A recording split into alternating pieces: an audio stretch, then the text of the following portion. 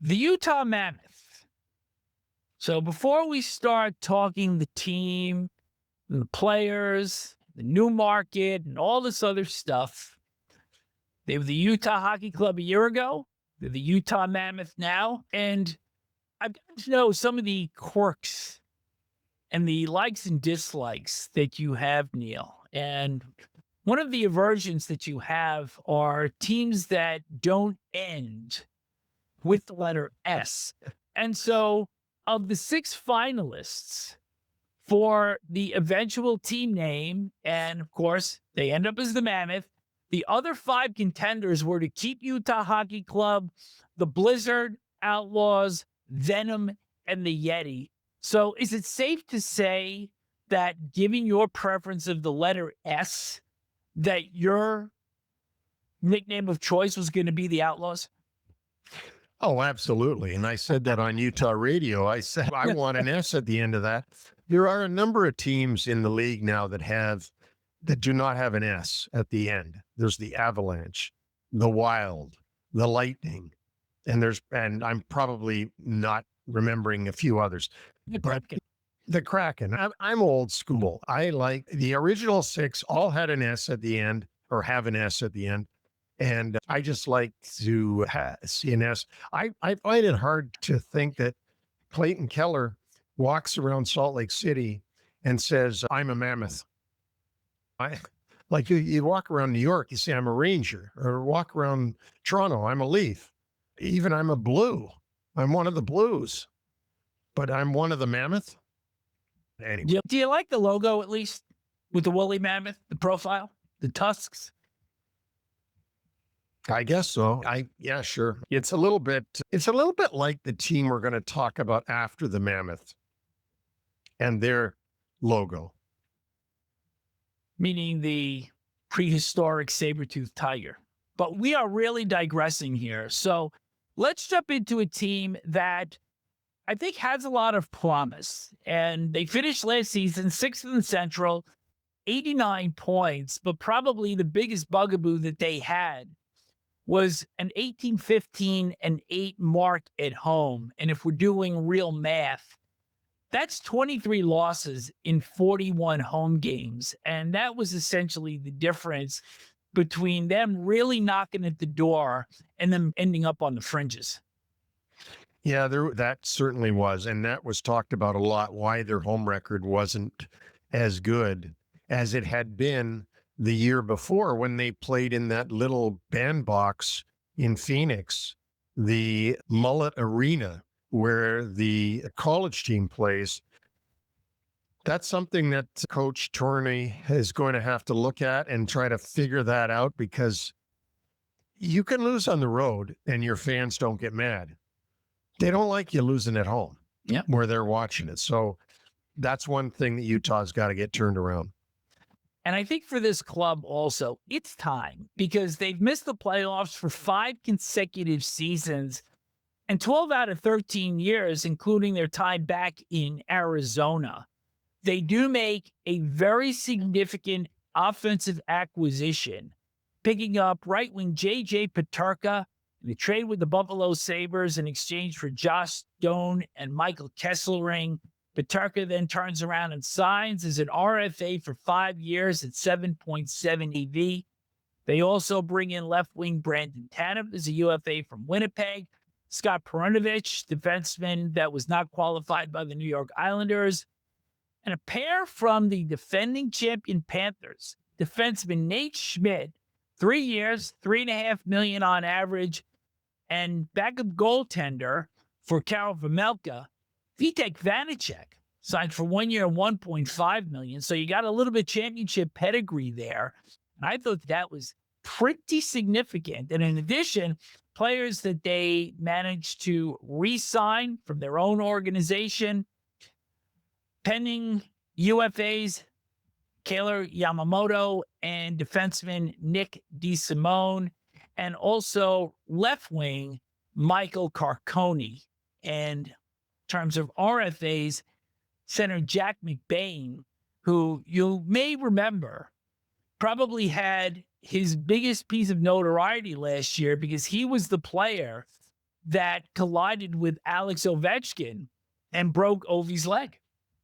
Yeah, and that was really an unfortunate situation. And Ovi never thought that the guy did it on purpose. They just happened to hit legs together right at center ice. I remember that. Obviously, Ovechkin came back no worse for wear when he did rejoin the Capitals. But this is an organization and a team that's got to get into the playoffs. Not necessarily this year, but they better be banging on the door this year. They got to be banging on the door. They got a coach in Andre Tourigny, who's never made the playoffs, coaching their team, and he's going into his 5th season. And it's tough in the NHL to get it 5 seasons as a head coach and never make the playoffs. I think Bill Armstrong is going to have a short leash here because he's put a lot of pieces in place. They really didn't lose a lot in addition to Doan and Kessering, who we said before, Matias Michelli was traded to Toronto for a 3rd-round pick in 2027.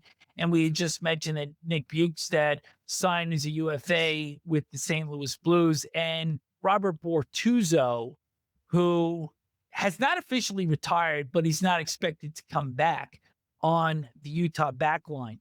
But I look at the personnel on this club, and I see a coach that has 4 full seasons under his belt now. And how many of those coaches failed to make the playoffs each of those years and still keep their job? So I believe Tourigny's got to get this club off to a good start, or I could see a change by Thanksgiving in Utah.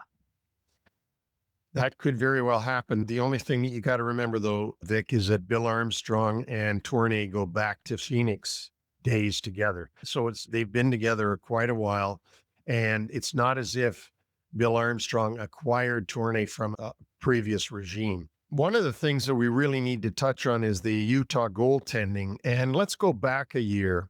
Connor Ingram was supposed to be the heir apparent to be the number 1. Karel Vejmelka was his backup. They were going to try to give it to Ingram. It didn't work. Ingram had some issues, off-ice issues that were disturbing him and got him off his game. He ended up going into an assistance program, not for drugs and alcohol, but for some other situations that he had. Karel Vejmelka played very well for Utah when he came in and took over as number 1.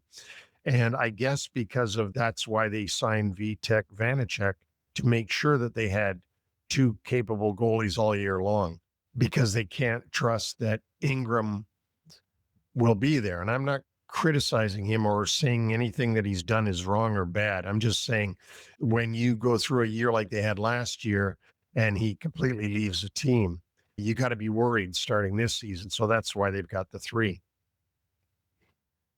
What impresses you about this forward group? Because I think there's a lot to like here. And when I went through this team and I did the research, so much of Utah looks a lot like St. Louis to me, just in terms of the amount of depth that they have, both on forward and defense. I think they're a younger team. I really like the Peterka move by Bill Armstrong, bringing him in. I think that was, I don't understand Buffalo trading Peterka. Yeah, I really don't. I like Clayton Keller. He's a up-and-comer, budding star. Dylan Gunther can shoot the puck a ton. Logan Cooley's a good centerman for them. After that, they don't have real great offensive weapons other than Peterka, Schmaltz, Hayton, and are okay. Lawson, Crouse, and you can go on through the rest of them. They're the bottom 6, and they're not real great scorers. You get some good offensive efforts out of their defense when you talk about Sergachev, who they brought in from Tampa. Oli Mata can do some offensive things. I really like the Nate Schmidt signing. I thought he was fabulous for Florida in the playoffs. And how do they compare to St. Louis? I think they're younger than St. Louis, and they're going to be right in there, and they got to be banging at the door, as we said. Yeah, my only suggestion was that it just like looks on paper to me that the structure of the teams, their composition is somewhat similar. And I think, as you made the point, I think they're going to be banging heads for one of those 2 wild card spots. A couple of prospects to look for. Tij Iginla center, who's the 6th overall pick in 2024, and 32 points in 21 games, and was a plus 18 for Kelowna in the Western League last year. And he's, of course, is the son of Hall of Famer Jerome Iginla.